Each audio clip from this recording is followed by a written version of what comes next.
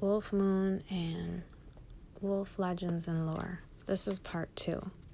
January's Wolf Moon is coming upon us in just a few days. It's the first full moon of the year, and it's named after howling wolves. It conveys kind of like creativity that is born from veiled magic.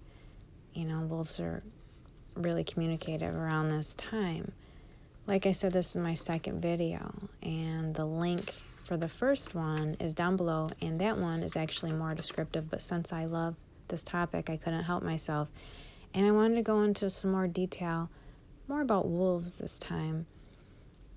I found this interesting story about Ireland, that the first people arrived in Ireland around 8000 BC, and up until the Middle Ages, Ireland was often referred to as Wolfland because of how many wolves there were. Ireland's wolves, they were so well known that Shakespeare even wrote about them. He said, "Pray you no more of this, 'tis like the howling of Irish wolves against the moon." And Cromwell ended up conquesting Ireland. He actually determined that wolves were a threat and that they needed to be eliminated once and for all, and forests were being cut down. They killed off most of the wolves, and in 1600s it was ordered to kill wolves and that the hunters would be rewarded, which is kind of crazy, but I just found it fascinating. I never knew that at one point Ireland was called Wolfland.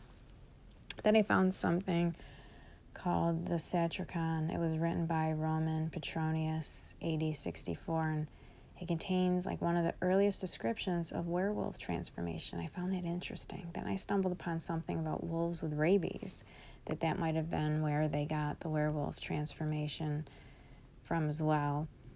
And then I'm not sure who wrote this, but I also found something about wolves digging up graves, eating human remains, and turning into a vampire, but that's going off into something else. But there's also the tale of Laocoon, about a metamorphosis. It's a werewolf in his story.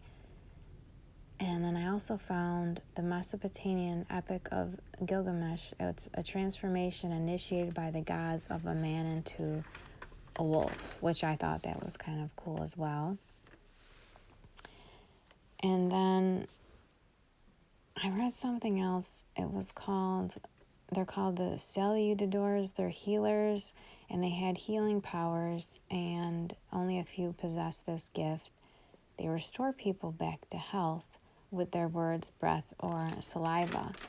So I thought that was kind of interesting, and that they could cure rabies. They could cure the worst diseases with natural remedies, and that they had like some kind of mask or symbol on their body, and I thought that was really neat. They had,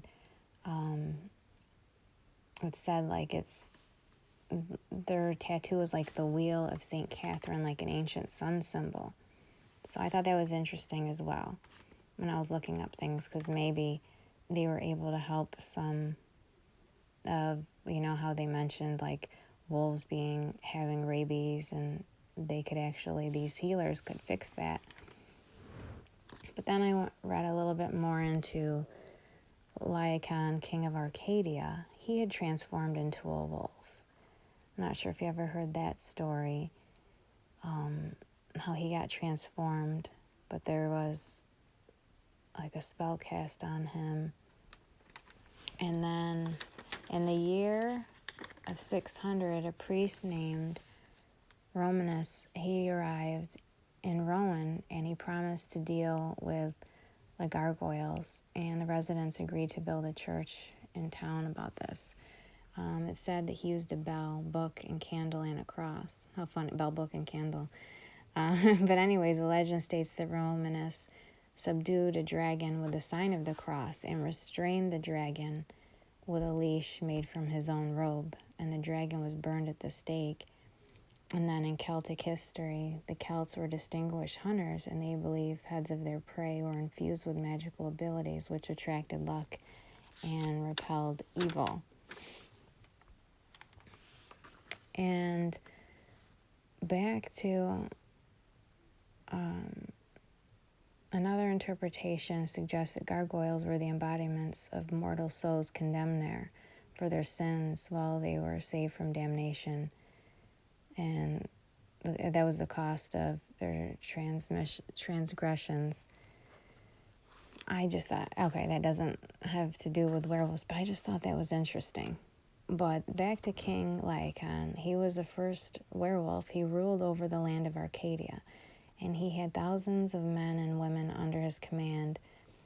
King Lycaon, one day, he was hunting in the forest, and he found a small lake. As he approached it, there was a lady. And the first thing in my head was the lady in the lake when I heard this story. That's the first thing that I thought of. But anyways, this lady was singing her song. It had longing in her voice. King Lycaon was so drawn to her and her words that he got right off his horse and he went over to her. When she turned to face him, he was just struck by her beauty. He told her song was beautiful but depressing at the same time, and he asked her what she wished, and he told her that he would grant it. But first, he said that he asked her what he should call her, but she said to just call her Fortuna. And she said that she fears that she may not ever find love, and that her father was very hard to please and probably wouldn't give her any kind of permission to marry. But it was too late. The king had already fallen for her, and so basically she wanted to marry him, but she had to get her father's permission first. And it was said that her father was the king of gods, King Jupiter. King Lycaon had a bad temper, and Jupiter knew this and had insulted Lycaon. And so Jupiter, he turned King Lycaon into a wolf because Lycaon tried to trick Jupiter into eating human flesh. Kind of a sad story, but I thought it was very interesting as well. But again, like I said, I just love everything to do with the wolf moon. I just think everything about wolves is just so interesting and how they worship the moon. But in my first video, I do talk a lot more in depth of the history of it and how it came about, and the link for that is below in the comment section. And happy wolf moon, everybody.